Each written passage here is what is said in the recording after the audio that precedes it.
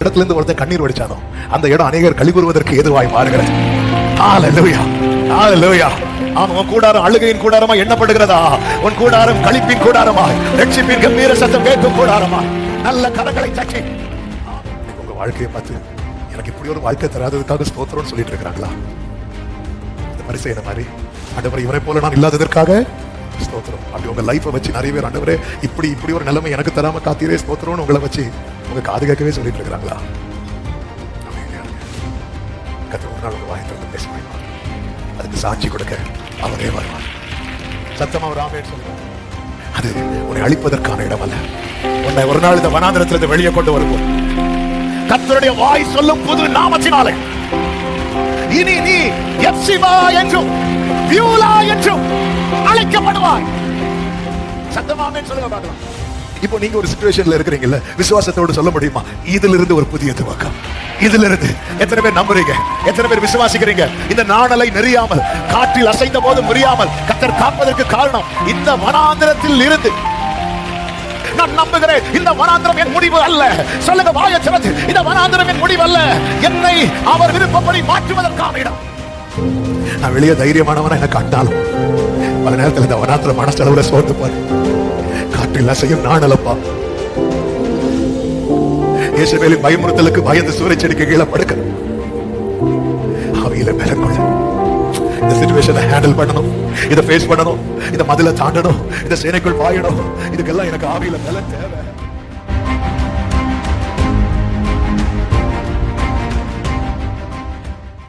ஆமென், ஹல்லேலூயா. லூக்கா சுவிசேஷம் 3வது அதிகாரம் அதனுடைய 2வது வசனத்தை வாசிக்க கேட்கலாம். லூக்கா 3:2. அன்னாவும் காய்பாவும் பிரதான ஆசாரியராயும் இருந்த காலத்தில் வனாந்தரத்திலே சகரியாவின் குமாரனாகிய யோவானுக்கு தேவனுடைய வார்த்தை உண்டாயிற்று. கரங்களை உயர்த்தி ஹல்லேலூயா. வனாந்தரத்திலே சகரியாவின் குமாரனாகிய யோவானுக்கு தேவனுடைய வார்த்தை உண்டாயிற்று. கடந்த நாளிலே பரிசுத்த ஆவியானவர் தீர்க்க தரிசனமா இந்த வார்த்தையை கொண்டு இடைப்பட்டார், பேசினார். இந்த நாளிலே கர்த்தர் நம்மோடு கூட பேசுவாராக. ஆமாம், இந்த செய்தி முழுவதும் கவனமாய் கேளுங்கள். எந்த பகுதியிலே உங்களுக்கான ரேமா வெளிப்படும் என்று தெரியாது. சில நேரத்தில் செய்தி ஃபுல்லாவே நமக்கான வார்த்தையாக இருக்கலாம், நம்முடைய வாழ்க்கையாக இருக்கலாம். எனவே ஆண்டவர் சமூகத்திலே இந்த வார்த்தைகளை கேட்கும்படி அன்புடன் கேட்டுக்கொள்ளுகிறேன். இந்த யோவான் வனாந்திரத்தில் இருந்ததை வேதம் நமக்கு காண்பிக்கிறது.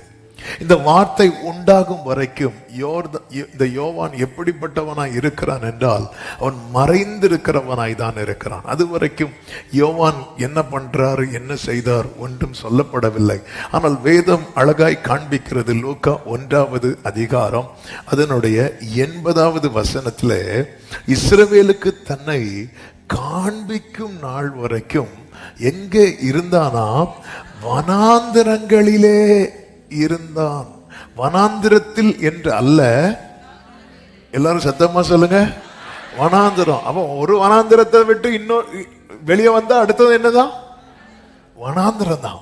சரி, இந்த பிரச்சனை முடிஞ்சு இங்க வந்தா இங்க என்னதான்? வனாந்திரம் தான். நேத்து எங்க இருந்த? நேத்து இந்த வனாந்திரத்துல இருந்த. இன்னைக்கு இந்த வனாந்திரத்துல இருக்கிறேன். இன்னைக்கு அநேகருடைய வாழ்க்கை இப்படிதான் இருக்கிறது. 2024 இருந்த பிரச்சனை இருக்கா? அந்த பிரச்சனை கிருபையினால இல்ல. 2025 அந்த பிரச்சனை அடியோடு இல்ல. அப்ப இப்போ வேற புது பிரச்சனை. இஸ்ரவேலுக்கு தன்னை காண்பிக்கும் நாள் வரைக்கும் வனாந்திரத்திலே. இந்த வாழ்க்கைக்கு ஒரு பெயர் உண்டு. இதுதான் மறைந்திருக்கிற வாழ்க்கை. யோவான் மறைந்திருக்கவில்லை. யோவானுடைய ரியல் லைஃப், அதாவது யோவானுடைய ஃபியூச்சர், யோவானை குறித்த காட்ஸ் பிளான் இருக்குல்ல, அது இங்க என்ன பண்ணப்பட்டிருக்கு தெரியுமா? மறைந்திருக்கிறது. நம்முடைய வாழ்க்கை குறித்த அந்த காரியம் நம்மில் மறைந்திருக்கும் வரைக்கும் நம்முடைய வாழ்க்கை மற்றவர்களுக்கு எப்படிதான் தெரியும் தெரியுமா? சத்தமா சொல்லுங்க, வனாந்தரம். இன்னைக்கு ஆக்சுவலா முதல்ல நான் பாடணும்னு நினைச்ச பாட்டு காலடி தெரியாமல் போனாலும், அப்புறம் அதை நான் மாத்திட்டு இன்னொரு பாட்டை பாடணும்னு நினைச்சேன். வனாந்தீரையா தீரையில் ரெண்டையும் முடிச்சாச்சு. முடிச்சுட்டு ஒன்னும் தெரியாதது போல வந்து அப்ப ஃபர்ஸ்ட் ஆண்டவர் பிளாட்ஃபார்ம் போட்டாரு. ஒரு வனாந்திரம் இல்ல, ஆமென், ஹல்லேலூயா. வனாந்திரங்களிலே தன்னை காண்பிக்கும் நாள் வரைக்கும் இந்த மறைந்திருக்கிற. அப்ப நான் மறைந்திருக்கல. என்ன 4 பேருக்கு ஒன்னு 4 பேருக்கு தெரியுது. ஆனா உனக்காய் கர்த்தர் வைத்திருக்கிற லைஃப் இன்னும் 4 பேருக்கு தெரியவில்லை. நம்புறவங்க மட்டும் ஆமென், ஹல்லேலூயா. அப்போ அந்த ரியல் ஜான் தெரிகிறது வரைக்கும் அவர் எப்படிதான் இருக்கிறார் தெரியுமா? மறைந்திருக்கிறார். ஆமென், ஹல்லேலூயா, ஆமென். இந்த யோவானுடைய பிறப்பு சாத்தியமே இல்லாத பிறப்பு, நம்பவே முடியாத ஒரு பிறப்பு. கேப்ரியல் தூதன் வந்து யோவானுடைய தகப்பன் சகரியாவின் குமாரன், அந்த வசனம் எவ்வளவு அழகா இருக்கும். யோவானுக்குன்னு சொல்லி இருக்கலாம், ஆனா அங்க யாரையும் கொண்டு வரார் தெரியுமா? சகரியாவின். ஆமென். ஏன் சகரியாவை கொண்டு வர்றாருன்னா, யோவான் மேட்டர் சொல்லும் போது சகரியா நம்பவே இல்லை. சகரியா நம்பாததுக்கு காரணம் என்ன? அவன் நிலைமை. சகரியாவுக்கு கர்த்தர் மேல நம்பிக்கை இருக்கு, ஆனா இந்த காரியத்தின் மேல நம்பிக்கை இல்லை. நமக்கு எல்லாருக்குமே ஆண்டவர் மேல ரொம்ப நம்பிக்கை இருக்கு, ஆனா நமக்கு செய்வாருங்கிற காரியத்தை வரும்போது தான் நமக்கு என்ன வர மாட்டேங்குது? நம்பிக்கை வர மாட்டேங்குது. ஆண்டவரை ரொம்ப நம்புறோம், நம்பாமல வந்து உக்காந்து இருக்கிறோம், இவ்வளவு நெருக்கமா வந்து உக்காந்துருது. ஆமென். நமக்கு நல்ல நம்பிக்கை இருக்கு, ஆனா நமக்கு செய்வார். அப்போ அந்த இடத்துல தான் கேப்ரியல் தூதன் என்ன சொல்வா தெரியுமா? கர்த்தருடைய சமூகத்திலே நிற்கிற கேப்ரியல் அப்படிங்கிறார். கர்த்தருடைய சனா வந்து எங்க நிக்கிறவன் தெரியுமா? ஆண்டவருடைய சமூகத்துல நிக்கிறவன், ஆண்டவருடைய சமூகத்தில் நிற்கிறவன். அந்த வார்த்தை வந்ததுக்கு அப்புறம் சகரியா வாய அடைச்சிட்டார். நீ வேற எதுவுமே பேசுறாத, நம்ம நிறைய பேசி சொதப்பிடுவோம்னு அவருக்கு தெரிஞ்சுதான் நம்ம வாய ஆண்டவர் என்ன பண்றாரு தெரியுமா? 4 பேரை வச்சு அடைச்சிடறாரு. ஹல்லேலூயா. ஆமா, நீங்க என்ன நினைச்சிட்டு இருக்கிறீங்க? பெனினால சத்துரு ஏற்படுத்தின ஆள் தான் நினைச்சிட்டு இருக்கிறீங்க. கர்த்தர் ஏற்படுத்தினாள். ஹல்லேலூயா. பிலாத்து ஏரோது வந்து யாருடைய திட்டத்தை செஞ்சாங்க தெரியுமா? தேவனுடைய திட்டம், அவருடைய ஆலோசனை, அவருடைய முன்னறிவு. அவர் என்ன செய்யணும்னு நினைச்சாரோ, அப்போஸ்தலர் 4வது அதிகாரத்தை நீங்க படிச்சு பாத்தீங்கன்னா தெரியும், டைம் இல்ல. ஆமென். அதுதான் அவங்க செஞ்சாங்க. இயேசுவுக்கு அகைன்ஸ்டா எழும்புறவங்க எல்லாம் என்ன செஞ்சாங்க அப்படின்னா, தேவன் என்ன தீர்மானித்தாரோ அதான் செய்து முடித்தார்கள். கர்த்தருக்கு மகிமை உண்டாவதாக. இப்ப சகரியாவுக்கு இந்த வேர்டு வெளிப்படுது. வார்த்தை வெளிப்பட்டதுக்கு அப்புறம், அதாவது வயசான முதிர் வயதுல எலிசபெத் வந்து கன்சீவ் ஆறாங்க. அது அந்த லூக்கா 1வது அதிகாரம் ரொம்ப ஆச்சரியமா இருக்கும். ஆண்டவருடைய அதிசயத்தை பாருங்க. 2 பேர் கன்சீவ் ஆறாங்க. யாரெல்லாம்? சகரியா எலிசபெத், மரியாளும் எலிசபெத் 2 பேரும் கன்சீவ் ஆறாங்க. ஒரு அம்மா ஒன்னு அம்மா, இன்னொன்னு பிள்ளை. என்ன, ஒரு 16 வயசு இருக்கும், 20 வயசுக்கு மேல கிடையாது. மரியாள் கன்சீவ் ஆகும்போது அவங்க கலாச்சாரப்படி அந்த ஒரு பெண் நியமிக்கப்படுறாங்கனாலே 14+16 அந்த ஏஜுக்குள்ள நியமிக்கப்படுவாங்க கன்னிகை. இது 2மே ஆண்டவருக்கு ஈஸி. ஆமே, இது 2மே கூடாத காரியம். கன்னிகை கர்ப்பவதி ஆகிறதும் கூடாத காரியம். வயது சென்று முதிர் வயது ஆனாங்கனாலே அவங்களுக்குள்ள வழிபாடு நின்று போயிருக்கும், கற்பம் செத்த நிலையில் இருக்கும், சான்ஸே கிடையாது. சாத்தியமே இல்லாத காரியத்தை செய்யறது ஆண்டவருக்கு ரொம்ப பிடிக்கும். ஆமென். சாத்தியமே இல்லாத காரியத்தை செய்யறது ஆண்டவருக்கு ரொம்ப பிடிக்கும். நமக்கு சாத்தியம், மனுஷனால் கூடாதது. அப்ப தேவனால் கூடணும்னா மனுஷனால். ஹல்லேலூயா, ஹல்லேலூயா. தேவனால் கூடணும்னா நம்ம என்ன பண்ணுவோம்? ஆண்டவரை பில்லோ போட்டு தூங்க வச்சுட்டு நம்ம போட்டை ஓட்டிட்டு இருக்கிறோம். ஆண்டவர் பார்த்தார், நீ என்ன கப்பலின் முன்னணியத்துல நிக்க வேண்டியவர் எங்க வச்சிருக்கிறாங்க தெரியுமா? பின்னணியத்துல. ஏன் தெரியுமா அவரை பின்னாடி வச்சிருக்கோம்? நம்ம என்ன நினைச்சிட்டு இருக்கோம்? நம்மளால எல்லாமே கூடும். மனுஷனால் கூடாது. பாருங்க, சத்துருக்கள் சுத்தி வராங்க. ஒவ்வொருத்தரும் வந்திருந்தா யோசபாத் வாயில இந்த வார்த்தை வந்திருக்காது. என்ன வார்த்தை தெரியுமா? நிற்க எங்களுக்கு பலன் இல்லை, அடுத்து என்ன செய்யணும்னு எங்களுக்கு தெரியவில்லை. இது மொத்தமா வந்தனால இந்த வேர்டு வருது. சில ஜெபம் நம்ம ஏறெடுக்கணும்னே சில காரியத்தை ஆண்டவர் வந்து ஆமே. அதனாலதானே அருமையான பாட்டு, நீரறியா யாதும் நேரிடா என் தலை முடியோ. ஆமென், ஆமென், ஆமென். ஒருவன் மட்டும் வனாந்திரத்தில் இருக்கிறான். நம்ம எங்க இருக்கிறோம் என்கிறது மேட்டர்ல, வார்த்தை உண்டாகும் இடத்தில் இருக்கிறோமா என்பதுதான் விஷயம். ஆண்டவர் பாருங்க, அரண்மனையில் இருக்கிற ஏரோது பிலாத்து இப்படி ஒரு கூட்டம் இருக்கு, ஆலயத்துல அண்ணா காய்பான் இன்னொரு கூட்டம் இருக்கு. ஆனா வனாந்திரத்துல ஒருவன் மறைக்கப்பட்டு வாழ்ந்து கொண்டிருக்கிறான். அவன் தான் பிறக்கும் போது கர்த்தருடைய கரம் அவன் மேல இருக்கிறது. பிறக்கிறதுக்கு முன்னமே பரிசுத்த ஆவியினால நிரப்பப்பட்டவன். வார்த்தை எங்க உண்டானது தெரியுமா? அரண்மனையிலும் அல்ல, ஆலயத்திலும் அல்ல, கர்த்தருடைய சித்தப்படி வனாந்திரத்தில் தரித்திருந்தான். பாருங்கள், அவனுக்கு கர்த்தருடைய வார்த்தை உண்டானது. வார்த்தை உண்டாகும் இடத்திலே நாம் காணப்பட வேண்டியது அவசியமா இருக்கிறது. சத்தமா ஆமென் சொல்லுங்க பார்க்கலாம். வார்த்தை உண்டாகும் இடத்திலே ஆமென். எலியாவுக்கு கேரி தாற்றண்டையிலே வார்த்தை உண்டானது. ஆமென். யாக்கோபுக்கு ஆமென் யாபோக்கு ஆற்றண்டையிலே வார்த்தை உண்டானது. யோவானுக்கு பத்மு தீவிலே வார்த்தை உண்டானது. எரேமியாவுக்கு சிறைச்சாலை முற்றத்திலே வார்த்தை உண்டானது. ஆமென். எசேக்கியேலுக்கு கேபார் நதி அண்டையிலே வார்த்தை உண்டானது. அன்னாள் அழுது ஓடி வந்து தேவ சமூகத்திலே வந்து அழுகிறான். அவளுக்கு ஆலயத்திலே வார்த்தை உண்டானது.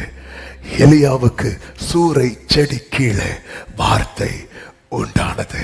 ஹல்லேலூயா. நான் எந்த ஸ்தானத்தில் இருக்கிறேன் என்பது இரண்டாவது. அப்போ இந்த இடத்துல வார்த்தை எங்க உண்டாகுது தெரியுமா? வனாந்திரத்துல. அப்போ இங்க இருக்கிறதுலயே யார ஆண்டவர் ரொம்ப பிரஷியஸா பார்த்தார் தெரியுமா? தேசாதிபதியை அல்ல, ஆசாரியர்களை அல்ல. கர்த்தருடைய வார்த்தை நிறைவேறும் வரை வனாந்திரத்துல ஒருத்தன் காத்திருக்கிறான். பாருங்கள், ஆமென் சொல்றவங்க நல்ல கைகளை சட்டி, அவனே விசேஷித்தவன், அவனே மேலானவன், அவனே மேன்மையானவன். அப்ப இந்த இடத்துல கர்த்தர் என்ன சொல்ல விரும்புறார் தெரியுமா? இந்த யோவான் யார் தெரியுமா? இந்த ஒட்டக தோலையும் ஆமென் காட்டு தேனையும் ஆமென் அப்புறம் வெட்டு கிளியும் சாப்பிட்டுட்டு உங்க பார்வைக்கு ஒண்ணுமே இல்லாதவனாய் தெரிகிற இந்த யோவான் யார் தெரியுமா? அவன் யார் தெரியுமா? அந்த அரண்மனையில் இருக்கிறான் பாரு, அவனை விட பெரியவன். ஹல்லேலூயா. பேதுரு ஆமென், யோவானே, யாக்கோபே கேளுங்கள், இவன் யார் தெரியுமா?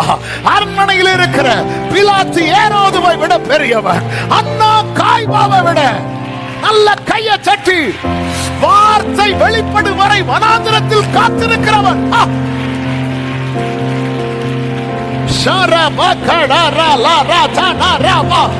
உன்னை குறித்த தேவனுடைய பார்வையை ஆவியானவர் பேசிக் கொண்டிருக்கிறார். உன்னை குறித்த தேவனுடைய பார்வையை. ஹல்லேலூயா.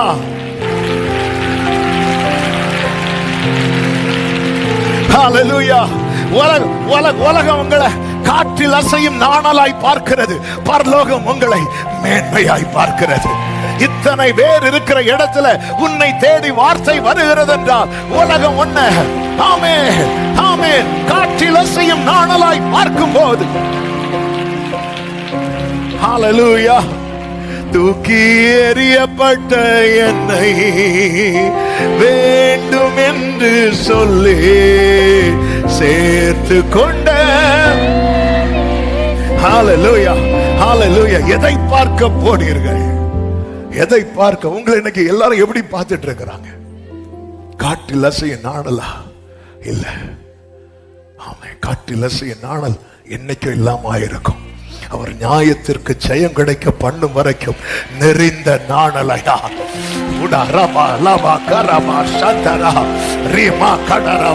பண்ணுங்க. ஓ, ஏதோ இந்த வார்த்தை ஏதோ உள்ள பண்ணிட்டே இருக்கு. எஸ் எஸ், அவன் மேன்மையானவர். யாருக்கு வார்த்தை வெளிப்படுகிறதோ அவன் மேன்மையானவர். ஹalleluya. அடுத்து சொல்றாரு ஆமென். 10வது வசனத்துல, அது எப்படி எனில், இதோ நான் என் தூதனை உமக்கு முன்பாக அனுப்புகிறேன், அவன் உமக்கு முன்னே போய் உமது வழியை ஆயத்தம் பண்ணுவான் என்று எழுதிய வாக்கியத்தால் குறிக்கப்பட்டவன். எல்லாரும் இந்த வேர்டை சொல்லுங்க பார்க்கலாம். குறிக்கப்பட்டவன். சத்தமா ஆமென் சொல்லுங்க. குறிக்கப்பட்டவன். கர்த்தர் ஏற்கனவே முன்குறிச்சிட்டாரு.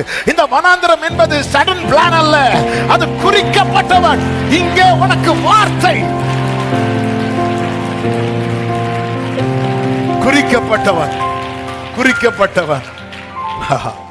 அவன் உலகத்தின் பார்வையில இந்த வார்த்தை வெளிப்படும் வரைக்கும் காற்றில செய்யும் நாடலாம். ஸ்பிரிச்சுவலா, ஆவியில பலன் சொல்லும்போது உள்ளான நிலையில, நம்முடைய சிந்தையில, நம்முடைய நினைவுகள்ல, நம்ம எடுக்கிற தீர்மானங்கள்ல, நம்ம ஃபேஸ் பண்ற காரியம் எல்லாத்திலையும் நம்ம பலப்பட அந்த பிள்ளை வளர்ந்தது. ஆமென். சிம்பிளா சொல்லணும்னா, இவன் வனாந்தரத்துக்குள்ள என்றாகும் போது யோவானாக என்றாகிறான். வனாந்திரத்திலிருந்து வெளியே வரும்போது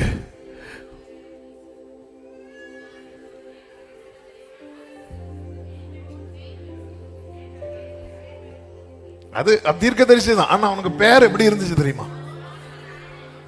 யோவான் ஸ்நானனாக. நீ வனாந்திரத்துக்குள்ள போகும்போது காற்றில் அசையும் நாணல் தான் ஜான் உள்ள என்றாகிறான். ஆனா கர்த்தர் அவனை வெளியே கொண்டு வரும்போது ஜான் தி பேப்டிஸ்ட். உன்னை குறித்த தேவ திட்டம் அங்கே உறுதியாக்கப்பட்டு வெளியே வருவாய். அவன் யோவானா உள்ள என்றாகிறான். அவன் வெளியே வரும்போது யார் தெரியுமா? யோவான் ஸ்நானன். ஹalleluya. ஆமென் சொல்லுங்க பார்க்கலாம். மோசே வந்து என் கையினால தேவன் இஸ்ரவேலை ரட்சிப்பார் என்று நம்பி என்ன பண்ணுவான் தெரியுமா? நியாயம் பண்ணுவான். ஜனங்கள்லாம் கேட்டாங்க, அவன் எப்படி மோசேக்கு நியாயமே என்ன தெரியுமா? ஆமே, இந்த ரிப்பேர்லாம் கிடையாது. ஆமா, கொஞ்சம் சிலரும் பார்த்தீங்களா, கொஞ்சம் வளைஞ்சாலே தூக்கி போட்டுருவாரு. ஆமா, ரிப்பேர்லாம் கிடையாது, ஒரே அடி முடிஞ்சு. இதான் நியாயம். ஆண்டவர் பார்த்தார், இவனை நான் யாராதான் உன்னை எங்களுக்கு தலைவனா ஏற்படுத்தினது யார்? இப்ப மோசே டீல் பண்ண வாராருனாலே சகோதரர்களுக்குள்ளே பயம் வந்துட்டு. சும்மா விளையாட்டுக்கு தான் இப்படி தட்டினேன். சில சொல்லுவாங்க தெரியுமா, விளையாட்டுக்கு இப்படி வச்சு 2 பல்லு உடஞ்சு கீழே விழுந்து. இல்ல சில விளையாட்டுக்கு தட்டுறது அப்படிதான் தட்டுவாங்க. சொன்னா சும்மா தான் இப்படி தள்ளி விட்டேன். என்னாச்சு? அவங்களுக்கு காலு முறிஞ்சிட்டு. என்ன பண்ணீங்க? லைட்டா என் புருஷன் இப்படி காலை போகும்போது இப்படி கால் ஒரு சகோதரி சொன்னாங்க, இப்படி பாஸ்டர் சில டைம் இவர் பண்ணதெல்லாம் பார்த்து அப்படி நடந்து போகும்போது அப்படி காலை இடையில விட்டுருவேன் பாஸ்டர். இவ்வளவு தான் உண்டு பாஸ்டர். சில இப்படிப்பட்ட கிருபை பெற்றவங்களா இருக்கிறாங்க. கேர்ஃபுல். அதனால மோசே கிட்ட வாரானாலே, மோசே இங்க யாரையும், ஆனா அந்த ஆண்டவர் பார்த்தார், இவனை வேலைக்கு ஆக்க நேரம் 40 வருஷம் எங்க கொண்டு வந்தாரு தெரியுமா? வனாந்தரத்துல கொண்டு வந்து எதை மேய்க்க வச்சாரு தெரியுமா? ஆடை. இனி மோசே யாரா வரணும் தெரியுமா? ஒரு மேய்ப்பனாய், ஒரு தலைவனாய். வனாந்தரம், ஹல்லேலூயா, அது உன்னை அழிப்பதற்கான இடம் அல்ல.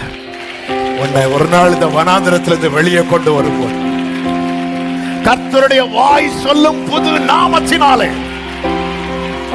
இனி நீ எப்சிபா என்றும் பியூலா என்றும் அழைக்கப்படுவாய்.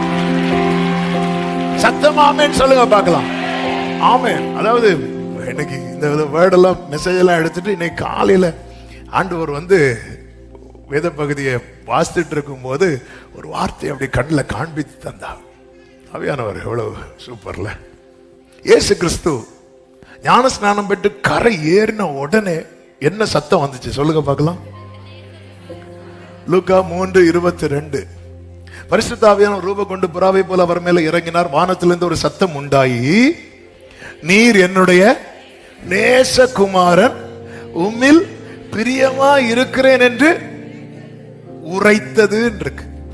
அடுத்த வசனத்தை பாருங்க. அவர் எப்படி எண்ணப்பட்டார் இருக்கும் தெரியுமா? அவர் யோசேப்பின் குமாரன் என்று எண்ணப்பட்டார். அவர் இன்னும் எப்படி எண்ணப்படல.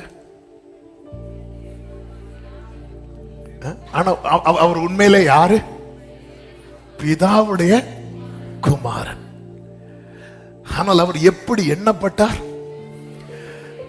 இதுதான் இன்னைக்கு நிறைய பேர் சோர்ந்து போறது. நீங்க தான், ஆண்டவர் நீங்க எனக்கு தந்தது ஹெவியா இருக்கு, ஆனா என்ன மக்கள் ட்ரீட் பண்றது?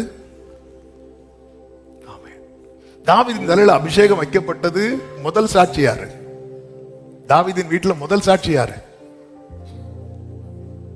அப்பா. அவர் என்ன தெரியுமா சொல்லுவாரு? உங்க அண்ணன் எல்லாம் யுத்தத்துல நிக்கிறான், அந்த சாப்பாடை கொண்டு கொடுத்துட்டோம். அடுத்த சாட்சி யாரு? அண்ணன். என்ன குறை சொல்றீங்க?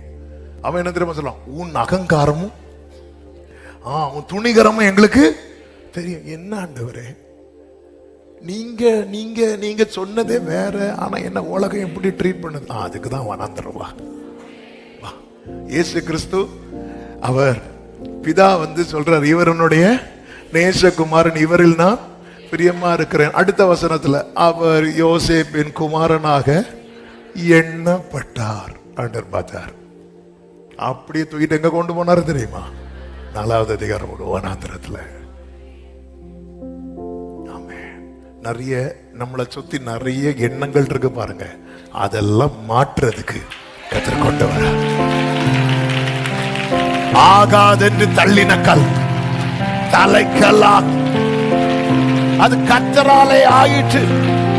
அது நம்முடைய கண்களுக்கு சத்தமா ஆமென் சொல்லுங்க பார்க்கலாம்.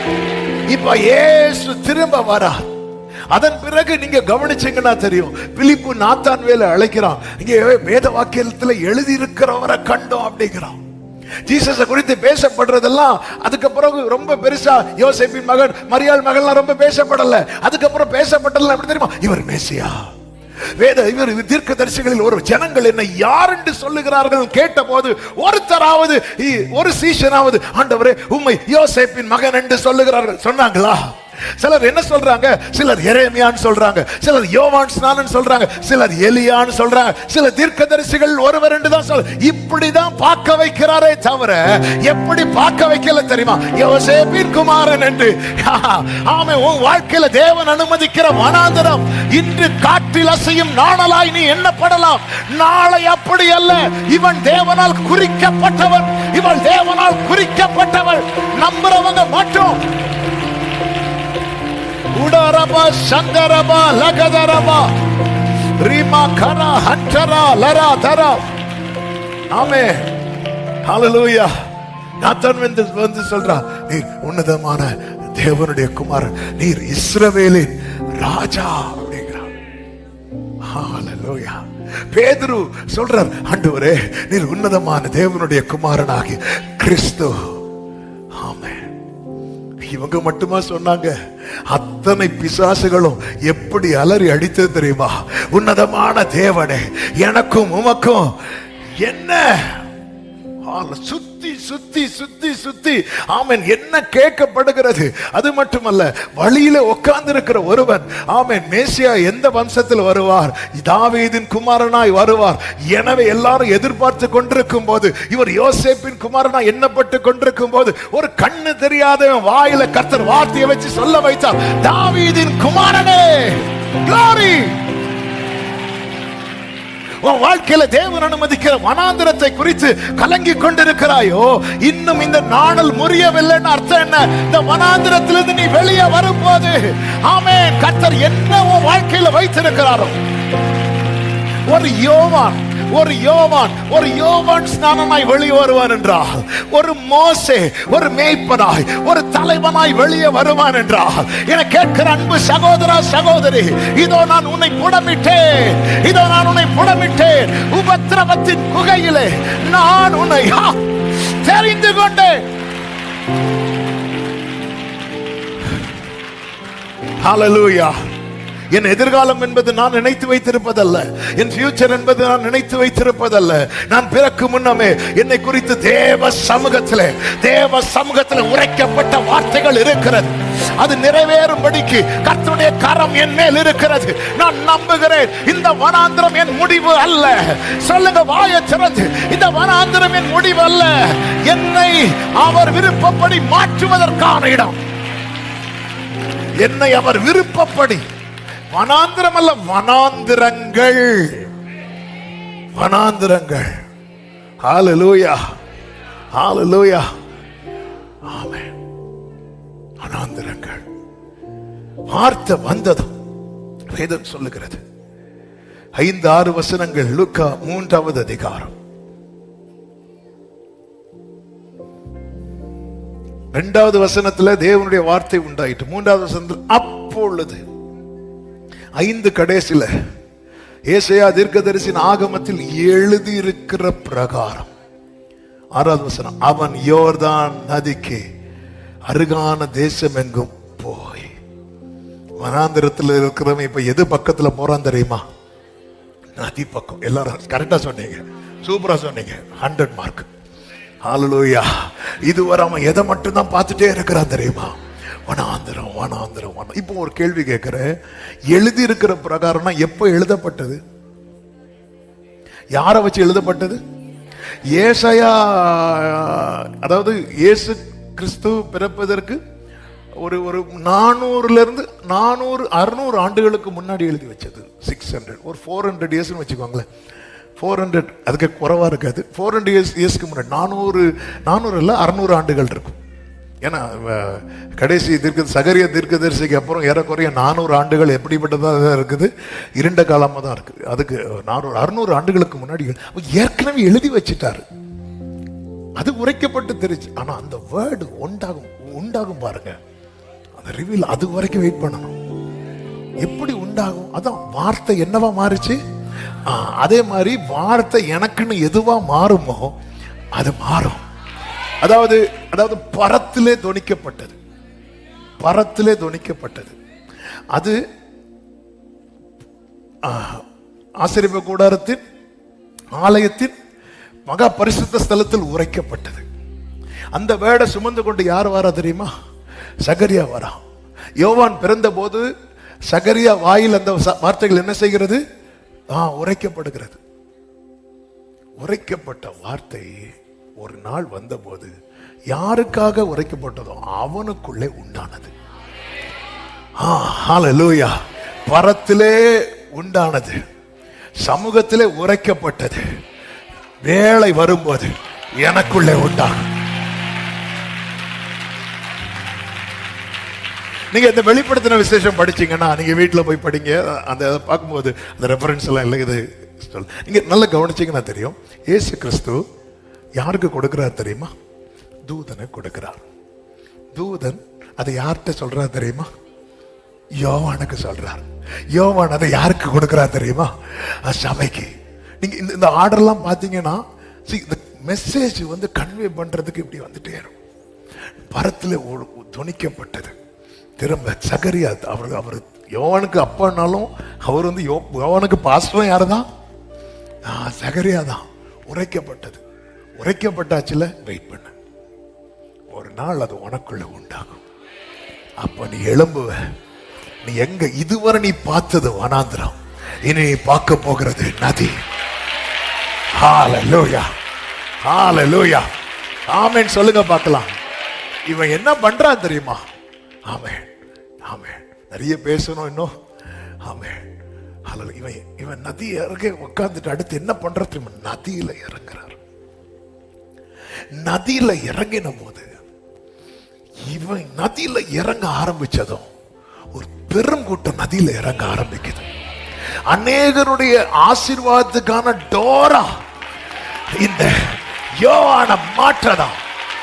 அநேகருடைய ஆசீர்வாதத்துக்கு நிறைய பேர் இறங்கிட்டே இருக்கிறாங்க.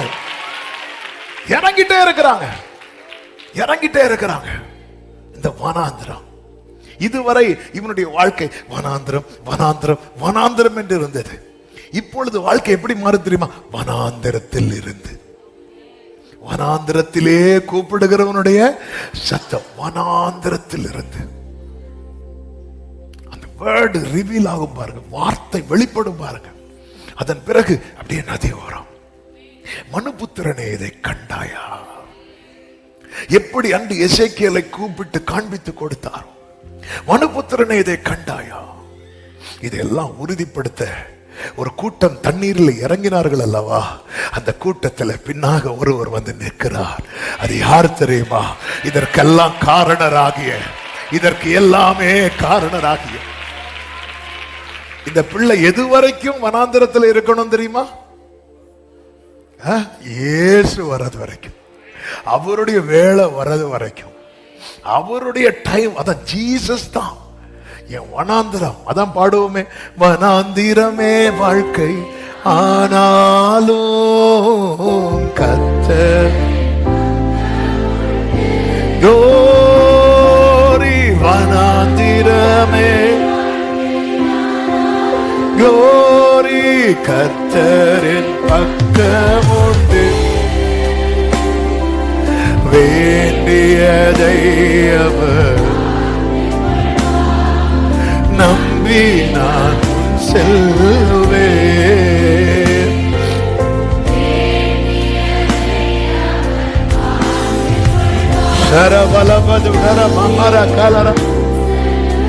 நல்ல கவனமா கேளுங்க. சூறை செடிக்கு கீழே எலியா என்ன சொல்லிட்டு படுப்பாரு அப்படின்னா, அவன் போதும் ஆண்டவரே அப்படி சொல்லிட்டு படுத்துருவார். ஆனா சூறை செடிக்கு கீழே இருந்து இப்போ ஒரு ஜேர்னி, ஒரு புதிய பயணம் ஸ்டார்ட் ஆகுது. எலியாட்ட கேட்கலாமா, எங்க இருந்து இது ஸ்டார்ட் ஆச்சு அப்படின்னு கேட்டா சொல்லுவாரு, சூறை செடியின் கீழே இருந்து. இப்போ நீங்க ஒரு சிச்சுவேஷன்ல இருக்கிறீங்கல்ல, விசுவாசத்தோடு சொல்ல முடியுமா, இதிலிருந்து ஒரு புதிய துவக்கம். இதிலிருந்து எத்தனை பேர் நம்புறீங்க? எத்தனை பேர் விசுவாசிக்கிறீங்க? இந்த நாணலை நெறியாமல், காற்றில் அசைந்த போது முறியாமல் கர்த்தர் காப்பதற்கு காரணம் இந்த வனாந்திரத்தில் இருந்து. ஆமென் சொல்லுங்க பார்க்கலாம். அவன் யோர்தான் நதிக்கு அவன் எழுதி இருக்கிற பிரகாரம் போனான். அப்படி இளைய போறான். வார்த்தை வரும். இப்போ யோவானை பாக்குறவங்க என்ன சொல்லுவாங்க தெரியுமா? சில சொல்லுவாங்க யோவான் ஸ்நானன் அப்படிங்கிற தீர்க்கதரிசி அப்படிங்கிறாங்க. வந்து என்ன சொல்ல ஆரம்பிச்சுட்டாங்க தெரியுமா? நீர்தான் மெசியாவோ. ஆமென். ஹல்லேலூயா. வேதம் அதுதான் சொல்லுகிறது. எழும்பி பிரகாசி, உன் ஒளி வந்தது. உதிக்கிற உன் ஒளியின் இடத்துல ராஜாக்கள் நடந்து வருவார்கள். யோவான் சுவிசேஷம் 3வது அதிகாரம் 5வது வசனம். அப்பொழுது எருசலேம் நகரத்தாரும் யூதயா தேசத்தார் அனைவரும் யோர்தானுக்கு அடுத்த சுற்றுப்புறத்தார் யாவரும் அவனிடத்திற்கு போய், ஹல்லேலூயா ஹல்லேலூயா ஹல்லேலூயா. இதுதான் வார்த்தை உண்டாகும் போது நீ யாரையும் தேடி போக வேண்டாம். நீ அவர்களிடத்திற்கு அல்ல, அவர்கள் உன்னிடத்திற்கு திரும்ப. அவனிடத்திற்கு போய் உதிக்கிற ஏசாயா 60 நீங்க வீட்டுல போய் நல்ல விசுவாசத்தோடு படிங்க. எழும்பி பிரகாசி, உன் ஒளி வந்தது. கர்த்தருடைய மகிமை உன் மேல் உதித்தது. இதோ இருள் பூமியையும் காரிருள் ஜனங்களையும் மூடும், ஆனாலும் உன்மேல் கர்த்தர் உதிப்பார். இந்த வார்த்தை எப்படி சொல்லட்டுமா யோவானோடு சேர்த்து? ஆமே, யோவானே, இப்போ நீ ஷைன் பண்ற டைம் வந்துட்டுல. இனி ஜனங்களுக்கு என்ன தெரியாது தெரியுமா?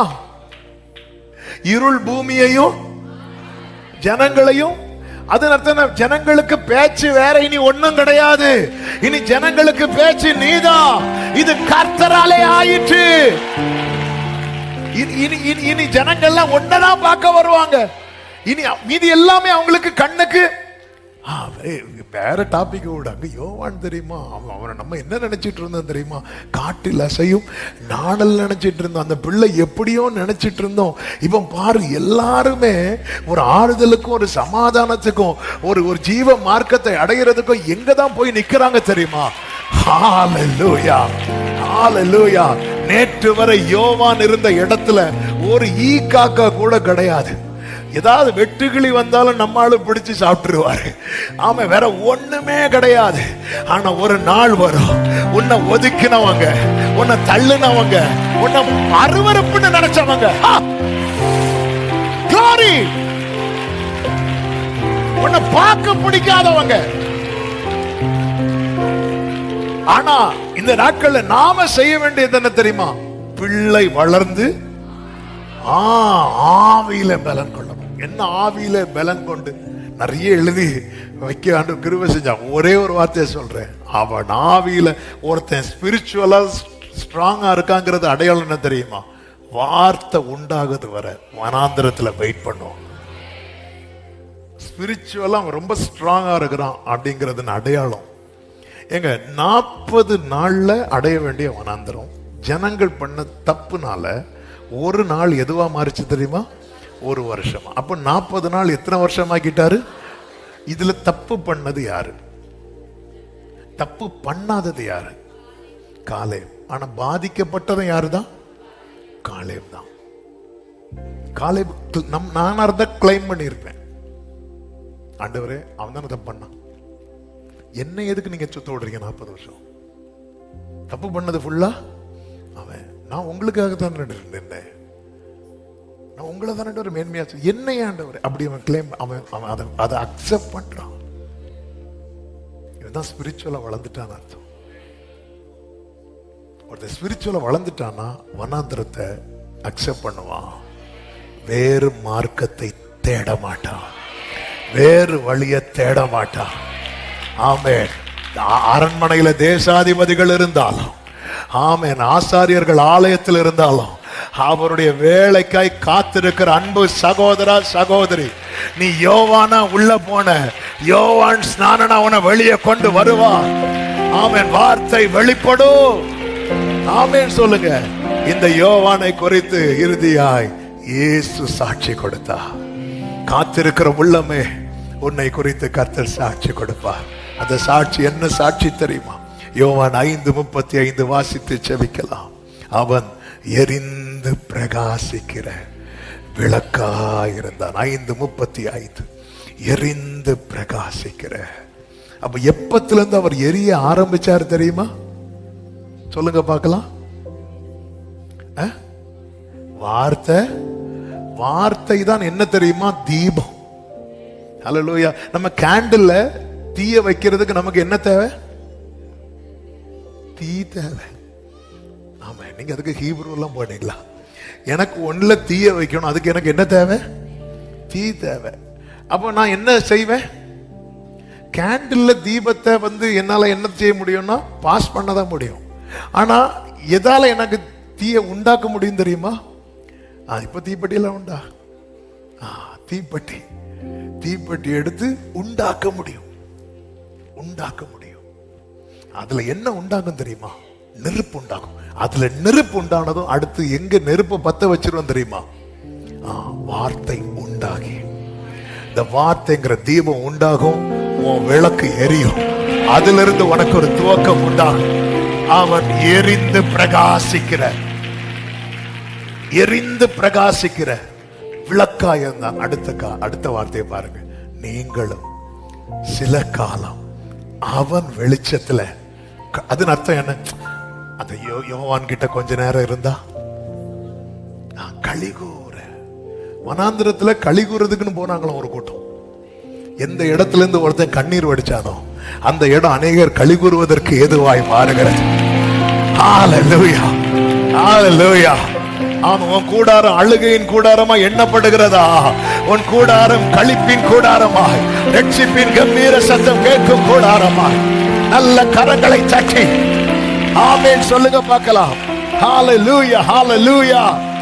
ஆமென். நீங்களும் சில காலம் அவன் வெளிச்சத்திலே கலிகூற, மனதா கலிகூறணும். வீட்டுல சமாதானம் இல்லையா? போ, அவர்கிட்ட போவோம். யோவான் கிட்ட போய் இதான் உதிக்கிற உன் ஒளியின் இடத்துல. யோவானுக்கு வேற ஒரு கம்ப்ளைண்டும் கிடையாது. ஸ்பிரிச்சுவலா ஸ்ட்ரெங்தன் ஆயிட்டான், பலப்பட்டுட்டான், ஆவியில பலப்பட்டான்.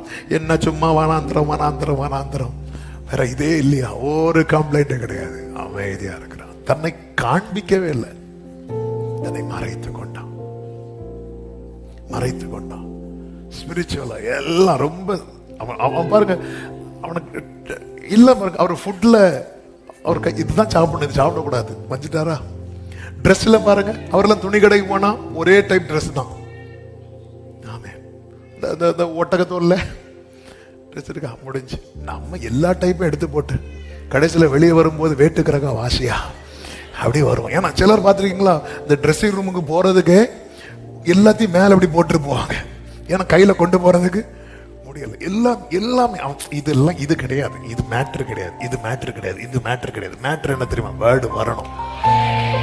நான் வெயிட் பண்ணிட்டு இருக்கிறேன். வனாந்திரங்களிலே இருந்தான். வாழ்க்கை திரும்பி பார்த்தா எத்தனை வருஷம் வனாந்திரம்.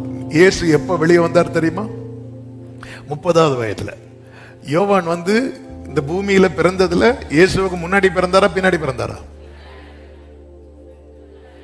ஒண்ணு பின்னாடி சொல்லி பார்ப்போம், ஃபேஸ் எக்ஸ்பிரஷனை பார்ப்போம். முன் இருந்தாருன்னா முன்னாடி சொல்லிடுவோம். ஆமே, முன்னாடி. எவ்வளவு நாளுக்கு முன்னாடி பிறந்தார்?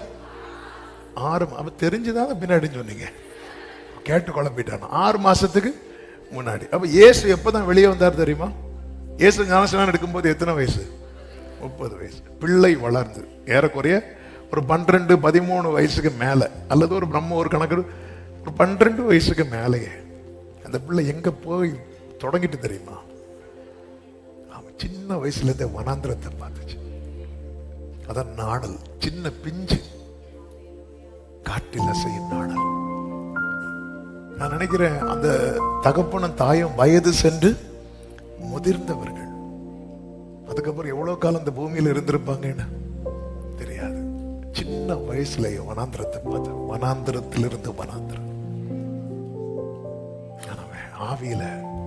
ஆவியில வளர்றவனை வெளியே இருக்கிறவங்க ஸ்பிரிச்சுவலா ஸ்ட்ரெங்தன் ஆகிறத பினான்சியலோட கம்பேர் பண்ணக்கூடாது. அது வேற. அதெல்லாம் ஆண்டவருக்கு ஒரு மேட்டர் கிடையாது. ஆண்டவர் பிளஸ் பண்ண ஆரம்பிச்சுட்டாரு வைங்களேன், உலகம் உங்க வெளிச்சத்துல களி கூறும். உலகம் உங்கள் வெளிச்சத்தில் களி கூறும். உதவிக்கு உங்ககிட்ட வருவாங்க. யோவான் கிட்ட போகும், இதை செய்ய வல்லவரின் ஆண்டவர். கை நீட்டி நிக்கிறவனை கை நீட்டி கொடுக்க வைக்க வல்லவர். ஆனா ஆண்டவருக்கு என்ன? நீ ஆவியில பலப்படும். ஆமே. அண்ணாக்கு வாழ்ந்த அண்ணா காய்பாவை போல இருந்தா, அந்த தேசாதிபதிகளை போல இல்ல இருந்தா, ஆண்டவர் சொல்றார் அவன் மேன்மையானவர். அப்ப எல்லாரும் யோவானை பத்தி கரெக்ட் தான்ல. இன்னைக்கு உங்க வாழ்க்கையை பார்த்து எனக்கு இப்படி ஒரு வாழ்க்கை தராததுக்காக ஸ்தோத்திரம்னு சொல்லிட்டு இருக்கிறாங்களா? அந்த பரிசேயனை மாதிரி, ஆண்டவரை இவனை போல நான் இல்லாததற்காக ஸ்தோத்திரம். அப்படி உங்க லைஃபை வச்சு நிறைய பேர், ஆண்டவரே இப்படி ஒரு நிலைமை எனக்கு தராம காத்தீரே ஸ்தோத்திரம்னு உங்களை வச்சு உங்க காது கேட்கவே சொல்லிட்டு இருக்கிறாங்களா? அமைதியா இருங்க. கர்த்தர் ஒரு நாள் உங்க வாயை திறந்து பேச வைப்பார். அதுக்கு சாட்சி கொடுக்க அவரே வருவார். சத்தமா ஒரு ஆமென் சொல்லுங்க. இயேசுவை எழுப்பி நிக்கலாமா? நம்புவேன், நாளெல்லாம் நான் பின்பற்றுவேன், என்னை அவரிடம் ஒப்படைத்தேன், வெட்கப்பட்டு போக மாட்டேன். இயேசுவை glory உடரமா சந்தரமா லமரமா சந்தனல ரியா தலரா ரேபா கரமா ரிகரா ஹந்தரா லராகரே சேரே மம்ரா தனரே. ஆமென். இன்றுரை செய்தவரை ஆராதிப்போ, ஆவியில் ஆராதனை. என்றுரை செய்தவரை. ஆமென். ஹல்லேலூயா. எக்காலத்து நம்பிடுவோம், எக்காலத்து நம்பிடுவோம். திக்கற்ற மக்களின் மறைவிடம், பக்கபலம் பாதுகாப்போ, இக்கட்டில் இயேசுவே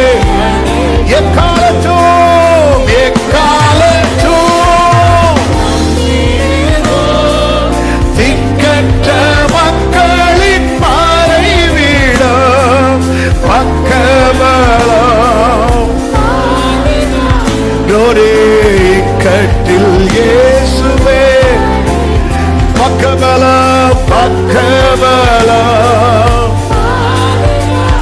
ஆமென். இக்கட்டில் இயேசுவே. நல்ல கரங்களை தட்டி ஆண்டவருக்கு மகிமை மகிமை மகிமை. ஹalleluya ஹalleluya. ஆமென் ஆமென். யோவா ஆண்டவர்ட்ட ரெண்டே கேள்வி கேட்டதை வேதத்துல பார்க்க முடியும். முதல் கேள்வி, ஆண்டவரே, நான் உம்மாலே ஞான ஸ்நானம் பெற வேண்டியதா இருக்க நீர் என்னிடத்தில் வரலாமா? என்ன அர்த்தம்? நான் அப்போ உங்ககிட்ட வரணும், நீங்க என்கிட்ட வந்திருக்கிறீங்களா? ஆண்டவரே, நீ மேன்மையானவன்பா, உன்னை தேடி வராருனாலே.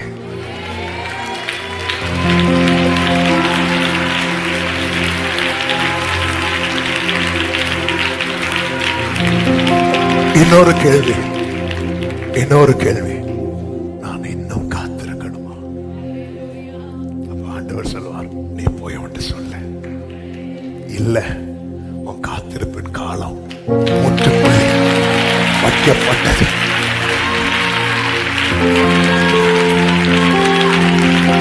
நீங்க கண்டதையும் கேட்டதையும் போய் சொல்லுங்க. வச்சாச்சு.